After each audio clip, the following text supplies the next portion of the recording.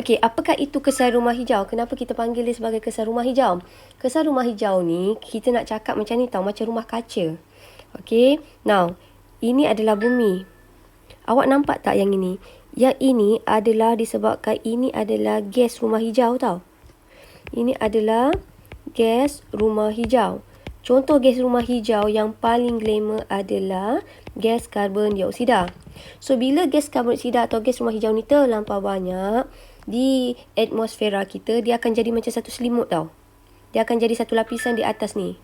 So, oleh itu, bila cahaya matahari masuk, okey, sinaran matahari masuk, ada haba dipantulkan. So, matahari ni masuk, ada haba ni akan terpantul.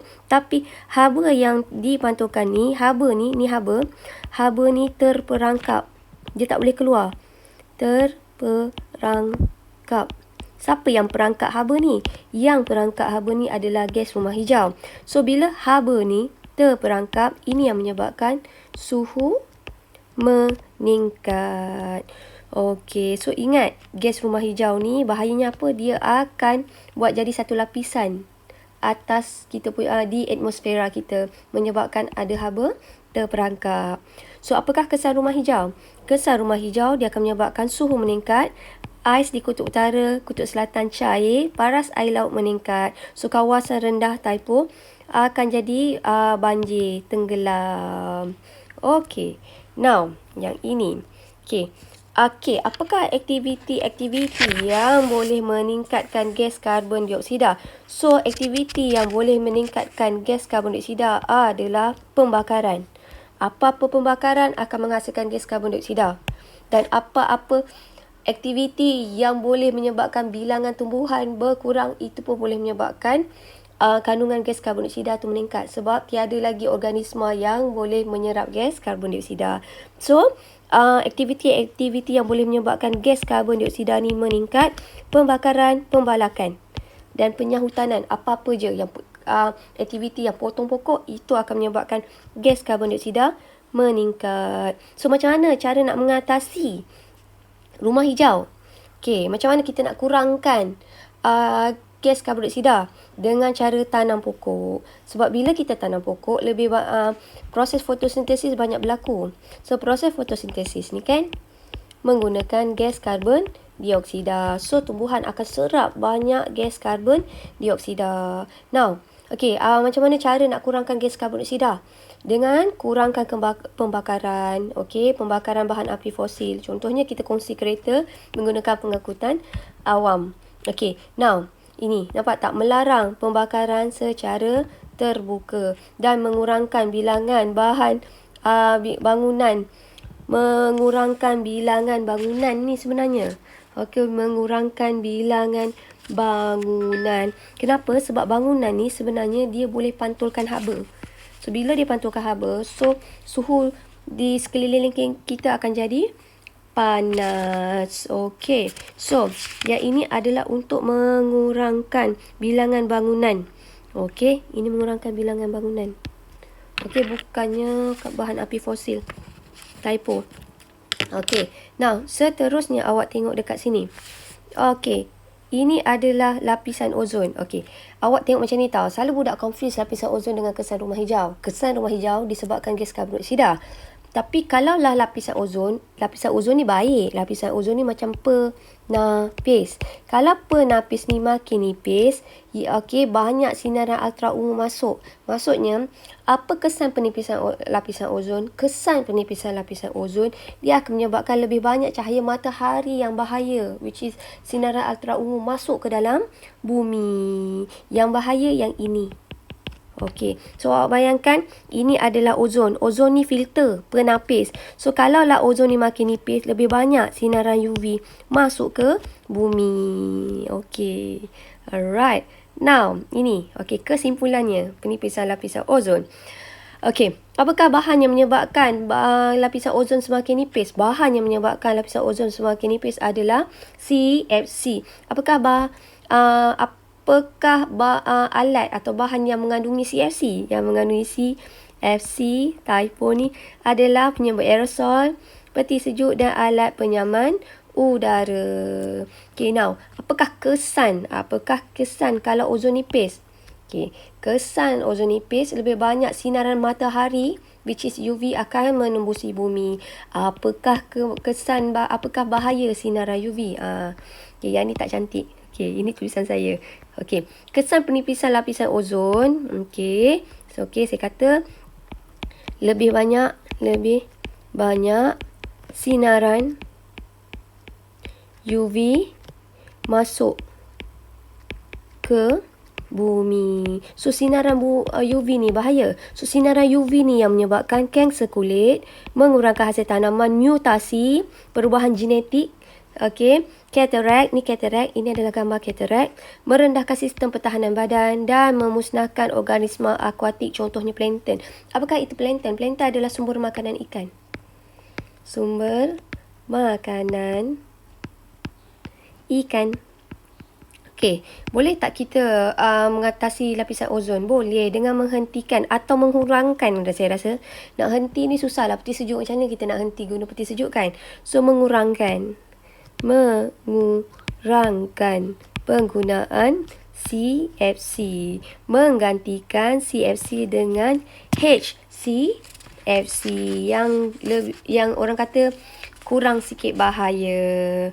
Okey, seterusnya. Okey, now ini adalah aktiviti-aktiviti yang boleh menyebabkan pencemaran alam kan. So, aktiviti-aktiviti yang boleh menyebabkan pencemaran alam tadi kita kata adalah pembakaran. Ini adalah gambar pembakaran bahan api fosil. Okey, now, so sekarang daripada gambar ni, macam mana kita nak kawal pembakaran bahan api fosil? Cara kita nak kawal pembakaran bahan api fosil adalah, pertama, dengan memasang penapis pada cerobong. Okey, nah, ni filter, penapis. Keyword ni adalah filter. Menguatkuasakan undang-undang. Apa-apa biasa cara nak kawal, kuat kuasa undang-undang. Ini awak kena tahu. Memasang cerobong yang lebih tinggi. Nampak tak? Kilang-kilang ni biasanya dia punya cerobong ni lebih tinggi. Memasang pemendak elektrostatik. Maksudnya asap ni nanti yang dibebaskan adalah lebih dia punya tahap dia punya toksik tu, bahayanya adalah kurang. Menggunakan sistem pembersihan udara sebelum membebaskan gas. Maksudnya sama juga. Nak memastikan gas yang terbebas tu kurang bahaya. Memasang pengubah mangkin ni, konverter ni. Mengubah gas karbon monoksida kepada gas karbon dioksida. So, maksudnya gas karbon monoksida ni adalah gas yang bahaya, toksik. So, kita ubah dia menjadi gas karbon dioksida. Now, plastik. Plastik adalah antara bahan juga yang boleh mengganggu keseimbangan alam. Sebab kita guna plastik terlampau banyak. Penghasilan plastik terlampau banyak. So, macam mana kita nak kurangkan penggunaan plastik? Pertama, dengan cara kita semula menggunakan plastik terbiodegradasi. Plastik terbiodegradasi ni macam plastik Tesco tau. Kalau perasan plastik Tesco, kalau kena cahaya matahari, okey, dia kena tekanan, dia akan mudah terurai. So, plastik terbiodegradasi ni adalah plastik yang mudah terurai berbanding plastik biasa. Okey, kemudian plastik ni sebenarnya kita tak boleh bakar macam tu sahaja. Dia ada cara khas. So, kita kena bakar plastik dalam incinerator. Okey. Now, seterusnya kita tengok, ini juga adalah antara aktiviti-aktiviti yang boleh mengganggu keseimbangan alam. Which is, nampak tak, aktiviti ni semua dia akan menyebabkan tumbuhan akan berkurang. Nampak tak gambar ni? Tumbuhan akan jadi kurang. Bila tumbuhan kurang, gas karbon dioksida terlampau banyak. So, tengok apakah kesan kalaulah ini adalah penyahutanan. Ni penyahutanan. Maksudnya hutan tu kita clearkan dia untuk jadi kawasan pertanian atau perumahan. Ini adalah pembalakan. So, apakah kesan pembalakan dan juga penyahutanan. So, kesan pembalakan dan penyahutanan, tengok macam ni kan. Orang hutan ni memusnahkan habitat, menyebabkan ada spesies tu pupus. Hari tu spesies apa yang dah tinggal satu tu? Spesies badak sumbu, if I'm not mistaken. Kemudian mengurangkan oksigen dalam udara. Sebab proses fotosintesis, ingat tak? Fotosintesis adalah proses, gas karbon dioksida ni diambil dengan H2O akan menghasilkan gas oksigen dan juga glukosa. Ini fotosintesis. So, awak tengok dekat sini, kandungan gas karbon dioksida akan meningkat. Kemudian memasang cerobong lebih tinggi, ni tak ada kaitan ni. Ni typo ni. Ni pembakaran. Ni pembakaran. So, typo. Kemudian boleh menyebabkan banjir kilat dan hakisan tanah. Dan menyebabkan kesan rumah hijau. Kenapa? Sebab gas karbon dioksida terlampau banyak. So seterusnya, macam mana kita nak kontrol penyahutanan dan juga pembalakan ni? So, cara kita nak kontrol penyahutanan dan juga pembalakan dengan penghutanan, tanam balik pokok. Kita buat hutan simpan. Kemudian kita buat penguatkuasaan undang-undang menghalang pembalakan haram. Ni sampai sini ni. Ni saya convert dia jadi PDF, dia lari. Kuatkuasa undang-undang. So, apa-apa kalau perasan nak cara mengatasi yang lebih kurang sama, semua adalah menguatkuasakan undang-undang. So, langkah-langkah mengatasi pembukaan tanah. Maksudnya ini kita buat penyahutanan, nak buat pertanian kan. Now, ada cara dia yang betul kalau katakanlah untuk buat pertanian. Dengan cara adalah kalau awak nampak dekat sini, dengan menanam tanaman tutup bumi. Ini hakisan dapat di. Ini pun typo ni.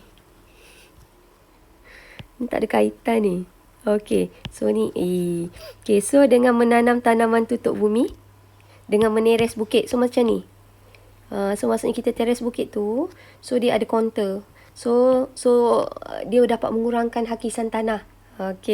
Now, kemudian kesuburan tanah dapat dikekalkan dengan tanaman bergilir. So kita tanam tanaman tu bergilir. So ini adalah langkah-langkah mengatasi pembukaan tanah untuk pertanian. Now seterusnya, ini juga adalah aktiviti yang boleh mengganggu keseimbangan alam. Which is ini adalah gambar perlombongan tau. So, apakah kesan buruk perlombongan? So, kesan buruk perlombongan daripada gambar tu sendiri awak boleh nampak, dia boleh menyebabkan hakisan tanah. So, mineral dalam tanah tu akan berkurang. Daripada gambar ni pun awak boleh nampak, habitat flora dan fauna ni akan menjadi pupus. Boleh pupus. So, macam mana kita nak atasi perlombongan? So, cara untuk mengatasi perlombongan adalah dengan cara kitar semula mineral dan menggunakan bahan alternatif menggantikan mineral. Last sekali, ada aktiviti yang boleh mengganggu keseimbangan alam, especially keseimbangan alam di laut ataupun di kawasan akuatik. So kesan aktiviti perikanan kalaulah tidak dikontrol. So kita ada dua jenis pukat tau sebenarnya. Pukat yang macam ni, ini adalah pukat hanyut. Pukat hanyut. Yang ini pukat tunda. Pukat tunda. So, dia ada keburukan tau. Pukat hanyut dan juga pukat tunda ni. So, keburukannya, kalaulah macam ni awak nampak daripada ni, dia boleh merangkap semua ikan termasuk anak ikan. Anak ikan yang kecil-kecil tu, yang tak bersalah tu pun, terperangkap. So, pada masa sama, kalau guna pukat hanyut ni, nampak tak ni ada shark kan? Turtle ke, penyu ke, boleh terperangkap. So, boleh membunuh hidupan akuatik lain. So, maksudnya macam ni, nelayan guna pukat hanyut ni, untungnya satu dia dapat banyak ikan. Tapi pada masa sama, ada organisma yang tak bersalah menjadi mangsa. Contohnya anak ikan, peparu, shark, yang itu pun boleh mati, terperangkap. So macam mana kita nak kontrol perikanan, aktiviti perikanan secara berleluasa? Dengan cara mengawal musim penangkapan ikan. Maksudnya kita ada musim-musim untuk tangkap ikan, bagi ikan tu besar dulu. Kemudian mencegah tumpahan minyak.